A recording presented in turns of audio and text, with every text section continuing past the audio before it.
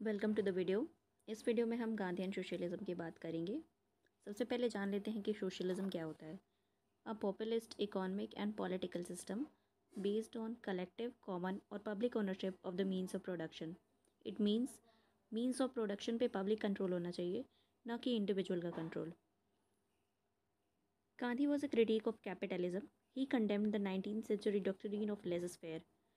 Gandhi ji capitalism के विरोधी रहे हैं और उन्होंने लेज़र-फेयर डॉक्ट्रिन को क्रिटिसाइज़ किया है। To him, accumulation of capital is an evil and immoral act. Gandhi ji के अकॉर्डिंग अगर आप कैपिटल का अक्यूमुलेशन करते हैं तो वो एविल और इमोरल एक्ट है। Characteristics of Gandhian socialism.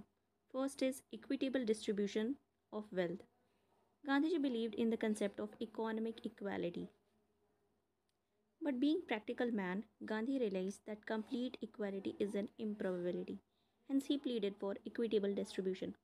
Gandhi ji के अनुसार कंप्लीट इक्वालिटी तो मिलना उतना पॉसिबल है नहीं, इसीलिए वो इक्विटेबल डिस्ट्रीब्यूशन की बात करते हैं।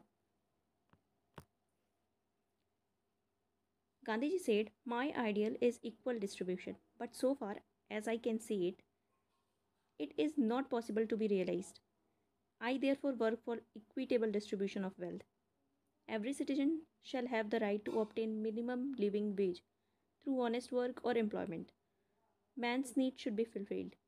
गांधी जी के अकॉर्डिंग मैन का नीड फुलफिल होना चाहिए। अगर वो नीड के से ज़्यादा प्रॉपर्टी ले रहा है तो वो भी स्टोलन प्रॉपर्टी है। Second is theory of trusteeship. यहाँ पे देख लेते हैं।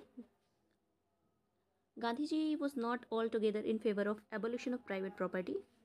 ही believed in the principle of trusteeship. अब प्रिंसिपल ऑफ ट्रस्टीशिप क्या होता है? जिसके under the rich could possess all their wealth in trust for the good of the people. Rich जो है वो ट्रस्ट के रूप में अपना वेल्थ रखेंगे और वो भी वेल्थ किसके लिए होगा? पीपल के गुड के लिए होगा. They should become trustees of their surplus wealth for the good of the society. Gandhi ji did not want to give ultimate power to property owner. He strongly believed in the concept of a parigrah, that is also called non-possession. Gandhiji said, "A thing not originally stolen must nevertheless be classified as stolen property if we possess without need for it." Gandhiji said, "Supposing I have come by a fair amount of wealth, either by way of legacy or by means of trade or end industry, I must know that all the wealth does not belong to me. What belongs to me is the right to a honorable livelihood, no better than that enjoyed by millions of others. The rest of my wealth belongs to the community and must be used for the welfare of the community." Gandhi ji के according जितनी मुझे need है, जिससे मेरा livelihood चल जाए, उतनी ही property मुझे चाहिए। उसके अलावा जो भी प्रॉपर्टी है वो कम्युनिटी के वेलफेयर के लिए लगेगी। Third concept is bread labour.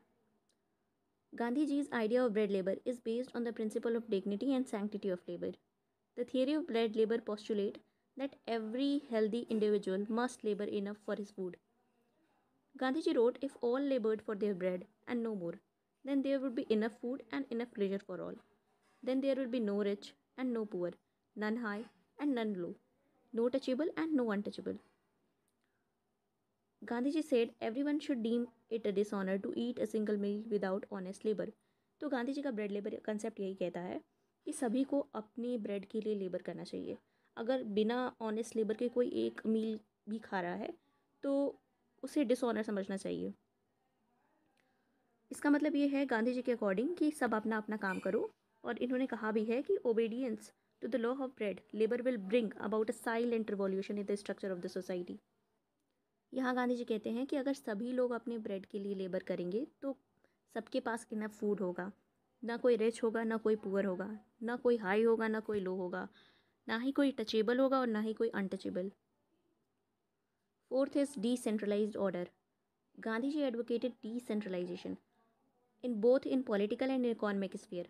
Gandhi ji ने पॉलिटिकल और इकोनॉमिक दोनों स्फीयर में डिसेंट्रलाइजेशन को प्रमोट किया है. इसीलिए गांधी जी ने पंचायत को प्रमोट किया है, इसीलिए गांधी जी ने कॉटेज इंडस्ट्रीज़ को प्रमोट किया है. Gandhi ji wanted to evolve a decentralised structure of power and economy based on the effective reconstruction of self reliant and self sufficient village communities. The strength of the nation can build only if the villager lead a life of peace, harmony goodwill, and self sufficiency. Hence, Gandhi advocated for powerful village panchayat and promotion of small scale and cottage industries. अब Gandhian socialism देख लेते हैं, कितने प्रकार के socialism की बात की है गांधी जी ने. First is democratic socialism. Gandhiji was socialist by heart. He believed in democratic socialism. Second is non-violent socialism. अब non-violent socialism इस तरीके से कम्युनिज्म से डिफर करता है, different from communism, because it's faith in अहिंसा. एंड गांधी को हम क्या कह सकते हैं, Marxism minus violence. Third is moral and spiritual socialism. Gandhiji wrote this socialism is as pure as crystal. It requires crystal like means to achieve it. A good beginning makes a good end. तो गांधी जी ने means पे ज़्यादा focus किया है और उनके according इस moral and spiritual socialism को गुड मीन्स से ही अचीव किया जा सकता है. Fourth is agrarian socialism. wanted to reconstruct village through small scale and cottage industries. His ideal is a small scale rural economy consisting of small sufficient self-sufficient village communities. Fifth is indigenous socialism. Gandhian socialist edifice was built as far as possible by indigenous material, influenced by life of Buddha and the doctrine of sacrifice of Hindu philosophy. Gandhiji put emphasis on non-accumulation, non-stealing and non-possession. तो गांधी जी बुद्धा की life से बुद्ध जी की life से और जो sacrifice principal है Hindu philosophy का, उससे बहुत ज़्यादा इन्फ्लुएंस थे. और इसीलिए उन्होंने अपना नन पोसेशन, जिसे अपरिग्रह भी कहते हैं, नन स्टीलिंग का कंसेप्ट दिया. Believing in the conception of aparigraha which is also called non possession, Gandhi ji contented that a thing not originally stolen must nevertheless classified as a stolen property if we possess without need for it. तो चोरी नहीं करना है.